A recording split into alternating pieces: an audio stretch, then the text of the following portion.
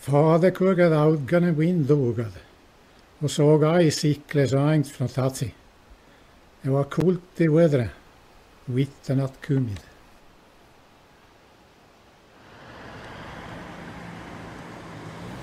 Hur många arbetar med ungdomsdanska? I föreningen? Vi är 8 styrelseledamöter är det väl. Och sen har vi ideell kraft och som stöttar på föreningen med olika arbeten. Så vi är totalt där väl kanske 20-25 stycken totalt kanske i föreningen som jobbar aktivt med. Så räknar du med skolmästare och slackar om? Ja, byombud. Ja, byombud. Ja, ja, mål och visioner. Ja, finns det. Och det har över 50-60 kanske typ. Många arbetade ju frivilligt med under skolterminen nu då, med undervisning. Med undervisningen, lära barnen i skolan. Och det var väl kanske 10-15 vuxna som lärde barnen. Ja, vi har 15 stycken från föreningen som besöker 2 förskoleavdelningar. Ja, det också, ja. En gång i veckan på ett rullande schema så att man kommer och är tillsammans med barnen och pratar älvdalska med de små barnen. Finns det andra föreningar som ungdomsdanska där omkring eller finns det bara ungdomsdanska som är det? Nej, det finns i Mora finns Mora hembygdslag och i Orsa finns Osmålslaget. Så att det finns ju föreningar som arbetar för språkens bevarande och som också gör skrifter på sina egna lokala varianter och ger ut tidningar och gör lite olika saker. Men som sagt, vad svårigheten för dem är att föra ner det till den yngre generationen. Ja, vi har ju en organisation som heter Besparingsskogen, Älvdalens besparingsskog. En kollektivt ägd skogsområde på 55 000 hektar 55 000 produktiv skog. hektar stort. Och avkastningen ifrån det ska gå till väldigt stor del till bygdens bästa. Så de finansierar det här stipendiet som gör att alla som går i klass 3 och kan prata älvdalska, de får ett diplom och en liten bok eller någonting sånt där. Plus att de som går i klass 6, de får 500 kronor. 50 euro är det väl. Och de som går i klass 9 och pratar älvdalska, de får 6 000 kronor, 600 euro. Och diplom. Och det delas ut i kyrkan när det är skolavslutning med stora checkar och det här och högtidligt. Och. Jag tror att det är en del i det hela. Och sen Ulumdalskas arbete, föreningen Ulumdalska, som Emil är ordförande i. Det arbete under 35 år är det nu då. Okay. Så gammal är den stipendium? Instiftades 2009. Okay. Har funnits i 10 år. Och, totalt har... Ja, nu kommer det såna här siffror som man inte för inte så långt från 1 miljon. Nej, det är det nog än. Ja. För att 1 miljon är mycket pengar. 500 000. Ja, ungefär. Eller 360 000. Under de här från 2009 kanske 500 000 kronor till barn och ungdomar för det. Plus att de också har bidragit med pengar till tryckningen av den stora grammatiken och tryckningen av en del böcker, andra böcker och så här också. De är väldigt vill vara med och hjälpa till. Så det är väl Älvdalens besparingsskog. Så det fungerar gå, ja. Ja, det är bra. Det är många som söker stipendier också varje år. Det var 17 stycken ungdomar i årskurs 9 som sökte av 60 ungefär. Ja. Så vi har 60 ungdomar totalt och 17 sökte stipendiet. Jag jobbar ju med ungdomarna. Speciellt med barn från från förskoleåldern. 5-6 år upp till min ålder 26. Ungefär däremellan. Jag är Idokrippen. Även i förskolan finns du ju. Så att du är ju bland de mindre barnen också. Jag besöker, vi har ju många förskolavdelningar, så jag besöker en avdelning ungefär en gång i månaden då. Blir det.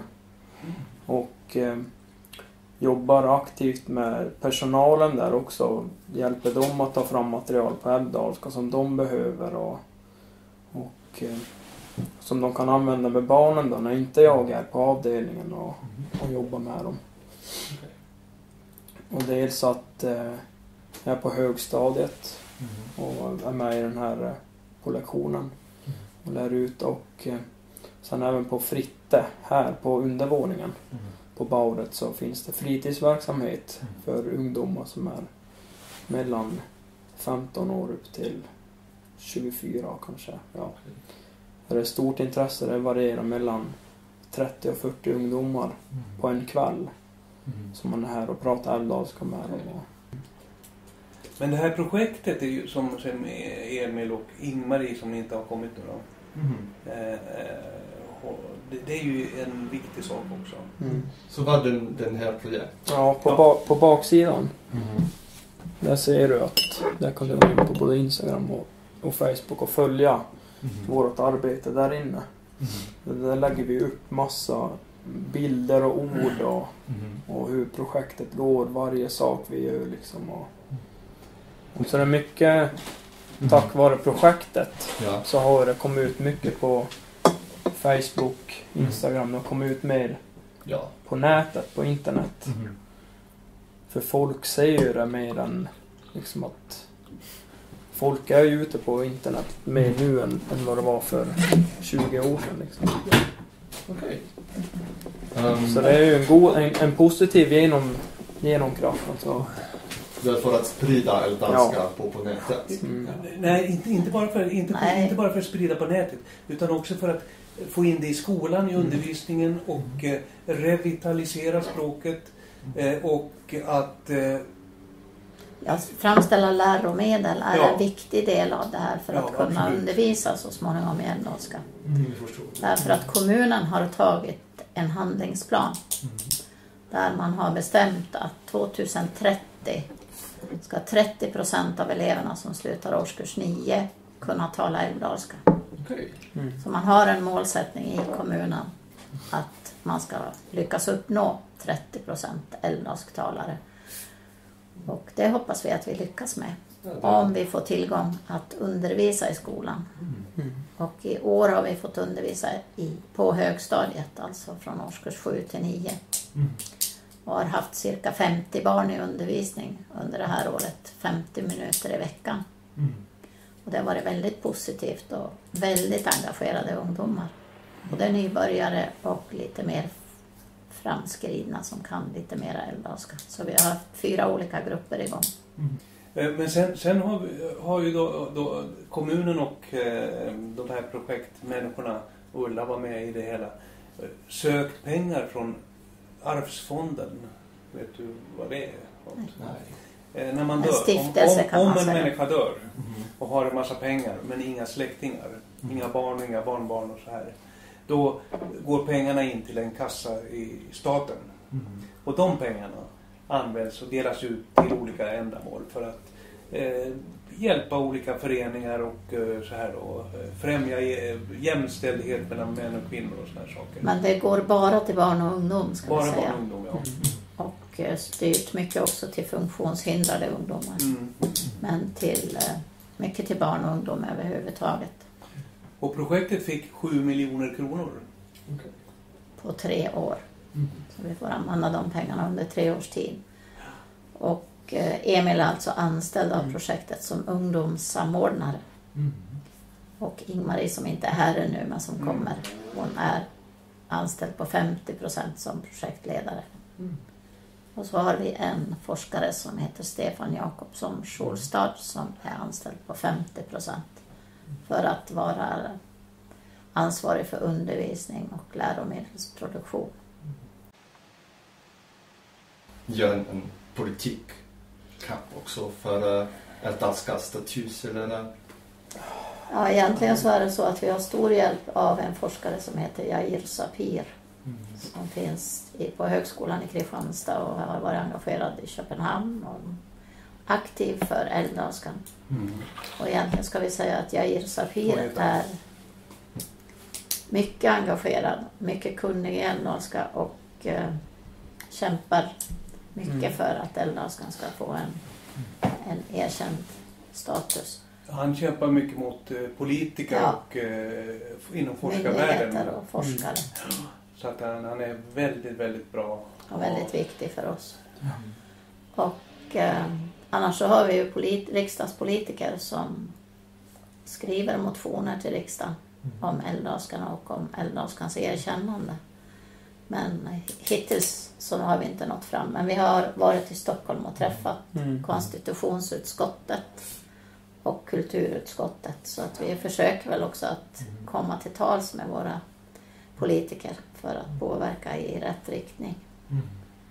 Och som Björn sa tidigare också tillsammans med Europarådet också då påverka politikerna. Men hittills med inte den framgång vi önskar, men vi hoppas väl att i framtiden så ska vi lyckas med det. Vi har en språklag i Sverige som säger att minoritetsspråk ska erkännas och ska få stöttning, men dit räknas inte våra egna landsdelsspråk. Dit räknas jiddisch, meänkieli, finska, samiska och romani. Men älvdalskan uppfyller ju alla de här kriterierna som finns i Europarådets stadga om minoritets- och regionalspråk. Det ska talas av ett litet antal människor. Det ska vara hotat. Människorna där ska tro att det är, eller tycka att det är ett språk. Och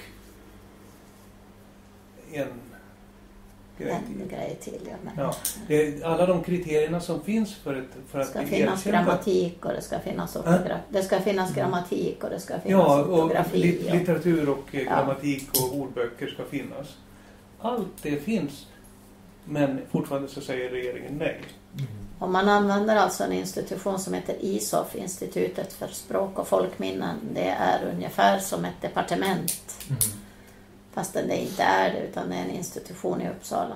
Men där regeringen använder experthjälp för att ta upp de här språkens status. Men man kan ju fundera om det är en rädsla för att det blir väldigt många lokalspråk som man måste erkänna, eller om det bara inte finns. Men vi kommer troligtvis att träffa Europarådet igen i höst och då får vi ta en förnyad diskussion med dem, för de kommer till Sverige igen för att i oktober va? Ja, för att kolla 10 tror jag. Kolla hur Sverige lever upp till EUs förordningar om landsdelsspråk. Ja, eller jag skulle vilja säga så här att många andra som har samma situation i Sverige hör av sig till Ulmdalska och vill veta vad vi har gjort och ha hjälp ifrån, inte handgripligen, men tips och idéer. Ett utbyte, och det skulle vi naturligtvis också, vi borde ha ett intresse av att se hur andra språk har gjort. Eftersom vi ser ju att Cornish till exempel har ju lyckats väldigt väl. Det finns många andra regionalspråk som har lyckats väl med att få tid för undervisning, för att se hur man har gjort, hur har man byggt upp det hela. Men jag ska säga att vi har haft fullt sjå, tror jag, att kämpa med vårt eget än så länge, så att så småningom tycker jag att det vore väldigt intressant att vidga vyerna och se hur har man gjort och hur har man kämpat. Precis. För det är ju så att vill man bevara alla de här lokalspråken så måste man kanske också se hur andra gör för att lära sig. Så här kan vi göra själva också.